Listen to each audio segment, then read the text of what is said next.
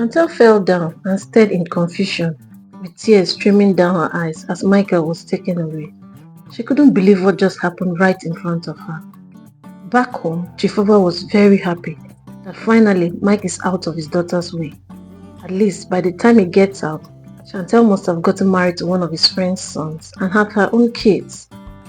When Shantel got back home, she cried and asked the father why he lied to her about him talking to the judge on Mike's behalf. Chifoba claimed that it was because he spoke to the judge, that's why Mike got a 35-year jail term. Otherwise, it would have been a life imprisonment. Shantel dear, just move on with your life as that boy Mike has nothing to offer. Shantel cried her eyes out, refusing to eat or do anything meaningful with her life. She decided to be visiting Mike until his jail term is served.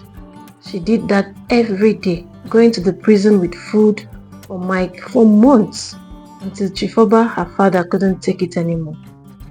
Chifoba finally came up with an idea to stop Shantel from visiting the prison every day. One morning, as usual, Shantel went to the prison to see Mike, but upon her arrival, she was told that Mike had committed suicide the previous evening. Shock washed over her, as she couldn't comprehend what she just heard. After a while, she demanded to see his body, but the warder told her that he had been buried as early as this morning.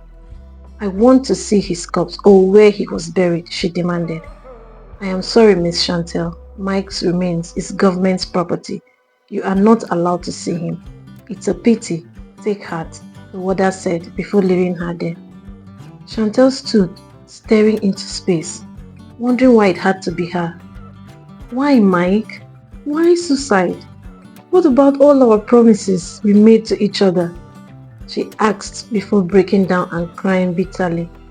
While Chifoba was busy making arrangements for a perfect match for Shantel, she was heartbroken and always indoors.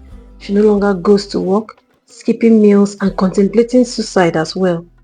Meanwhile, back in prison, Mike wondered why Shantel had stopped visiting him.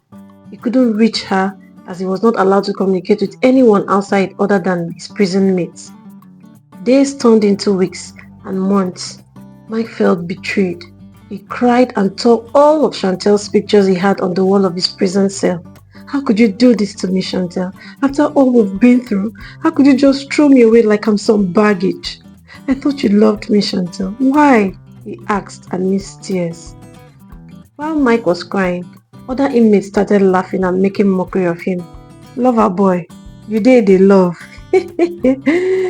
In no time, Mike decided to blend with the other inmates. They became like a family. As time went by, some of the prisoners started plotting on how to escape, the prison break to be precise. Mike was scared beyond livid, but had no other choice. After all, he's a condemned criminal now. On one of their early morning rounds, while they were taken out to cut grass, Mike and his new family had planned their escape. Mike pretended to be sick, so when one of the warders noticed him, he went to find out what the problem is, and that was when one of the inmates hit the warder with the machete he was using to cut grass, disarmed the warder, and 4 other warders jumped through the high prison walls and escaped with 2 of the inmates being shot on the spot. Mike and 4 others were able to escape with their lives. He started living like an armed robber, a wanted criminal, always on the run. As time went by, Mike and his new friends needed money for upkeep. While planning and thinking of where next to rob, Mike told them, "I know a place where we can go and we will make plenty of money." "What did you say?" one of them asked. "I said I know where we can go and we will become very rich by morning."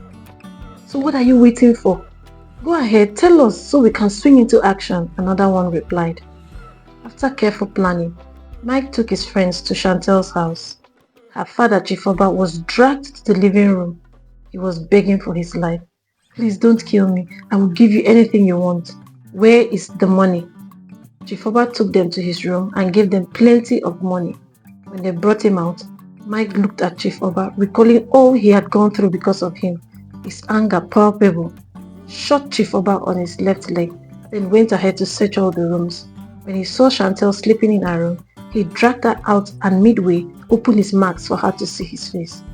Shantel, upon seeing Mike's face, fainted on the spot. Mike immediately covered his face and signaled the others for them to take the money, and they all left. In the morning, Chifoba and Shantel woke up in their hospital beds. Their domestic staff were the ones who alerted the police, and both father and daughter were taken to the hospital. Shantel, having found out that Mike was still alive, had a feeling of confusion and apprehension. She went to the warder in the prison and asked, "Why did you tell me that Mike Adekunle committed suicide?" "Young lady, I don't know what you're talking about. I am talking about Michael Adekunle, the young man I visited here every day." "You better start speaking the truth, because if not, I'll make sure you lose your job." "Young woman, you can't just walk into my office to threaten me. Do you know who I am or what I can do to you? Do you know who my father is?" After she threatened to expose him for lying using her father's position, the poor warder couldn't hold back anymore and quickly revealed that her father, Chief Oba, orchestrated everything. Shantel's face fell in shock. "My father?" "Yes," the warder said. "Please, I didn't want to lose my job, so I had to play along. Forgive me, please." After she left, it dawned on her that her father is a very dangerous man. She started seeking for ways to find Mike without being noticed by her father, as news of his escape has reached him. She used all the means she could get so as to find Mike. Eventually, through the help of an old classmate, she found him. When Mike saw Shantel, he became wary. "What are you doing here?" he asked sternly. "What do you want?" "You left me to die in prison." "No," Shantel blurted out. "Are you satisfied now? Have you seen what your selfish father had turned me into? I am an armed robber now. Are you satisfied?"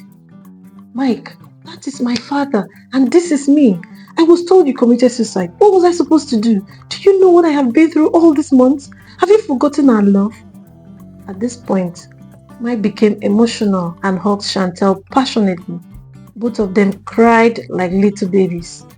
Mike's friends who were present began excusing themselves one after the other until they were left alone in the room. They continued hugging and kissing each other.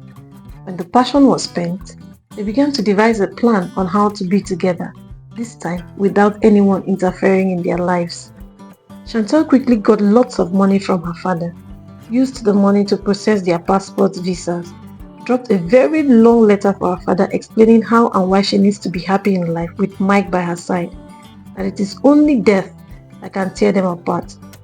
In no time, she and Mike traveled out of the country and got married, living happily ever after. Thank you for watching. If you enjoyed the story, please kindly subscribe to the channel and turn on the notification bell to get notified when I post another video. See you in my next video, and remember, I love you all.